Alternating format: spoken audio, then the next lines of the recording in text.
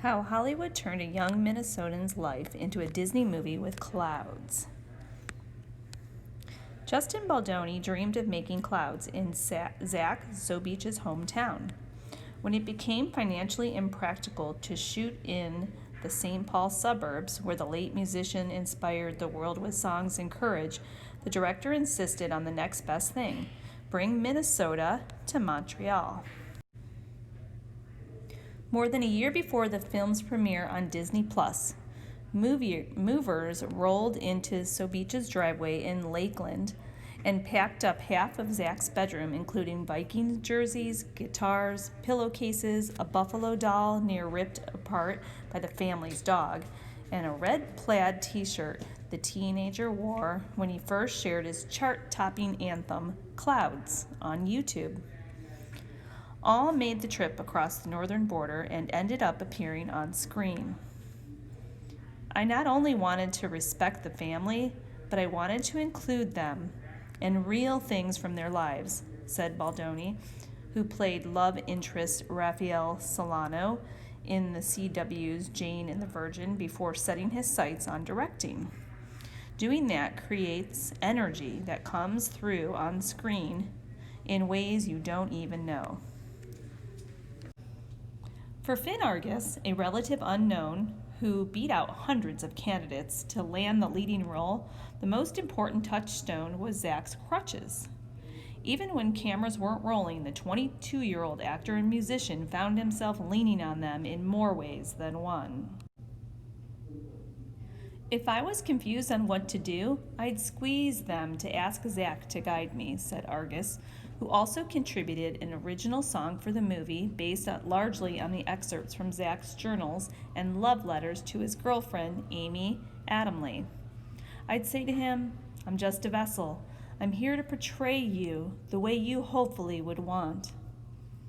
Shortly before shooting began last fall, Argus and Jumanji veteran Madison Eisman, who portrays Adamley, joined Baldini for a few days in Lakeland, where they got to know the family. The highlight for both actors was sharing beers in a basement with Zach's friends and siblings. There was less pressure to say the right thing, Argus said. We were just kids playing Settlers in Catan. Those moments when everyone was allowed to be vulnerable helped the most. It wasn't Baldini's first trip to Minnesota. In 2012, he spent a week with the Sobiches for an episode on his YouTube docuseries, My Last Days. Before he left, he promised his new friend that he'd do everything in his power to tell his story and raise money for osteosarcoma, the rare form of cancer that would take Zach's life, on May 20th, 2013. When Laura Sobich's book, Fly a Little Higher, came out a year later, Baldoni pitched Mom the idea of turning it into a film feature. You certainly have to have a level of trust in a person you're handling the narrative of, Laura Sobich said. Justin was the right person because the two of them connected in a really beautiful way. I knew he had the drive, but also the sense of responsibility to present Zach in a way that was true and honest. Both Laura and Baldini lobbied state legislators to sign off on tax rebates so the Warner Brothers production could shoot in Washington County. The campaign failed. I was really bummed we couldn't shoot here, Laura said in a virtual interview from home. It was his community that got this story to where it is now. I really wanted that to be showcased, but it wasn't going to happen that way. Both Laura and her husband Rob did get a chance to visit the Montreal set. Before that, Laura had a coffee date in Brooklyn with Neve Campbell, who had been cast to play her. Laura and her friends marveled at how the Party of Five actor picked up so many of her mannerisms, like the way she rubs her neck when under stress. But not everything in the movie rings true. In one scene, the parents have an emotional fallout after Rob arranges for Zach to have a car. In actuality, that argument took place in Mexico. In the film, the climactic concert at Minneapolis Varsity Theater is set at the fictional Metropolitan Theater. Baldoni said Varsity owners wanted too much money for permission to use their venue's name.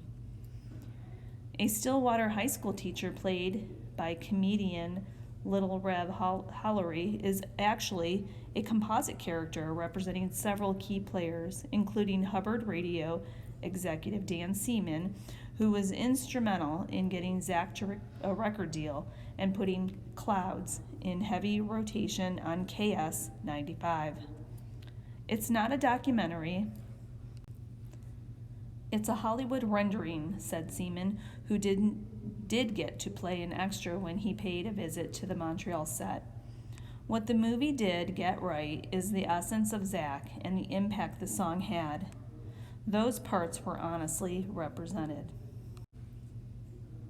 The movie's most authentic moment arrives during the closing credits, with footage of the cast mixing with their real-life counterparts during the Last Clouds Choir at the Mall of America.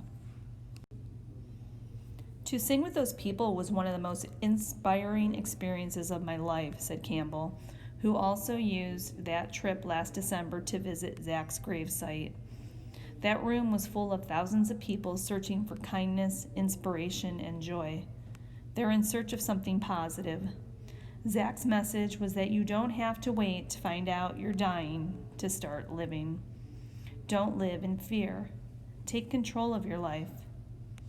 That's a good message for us right now.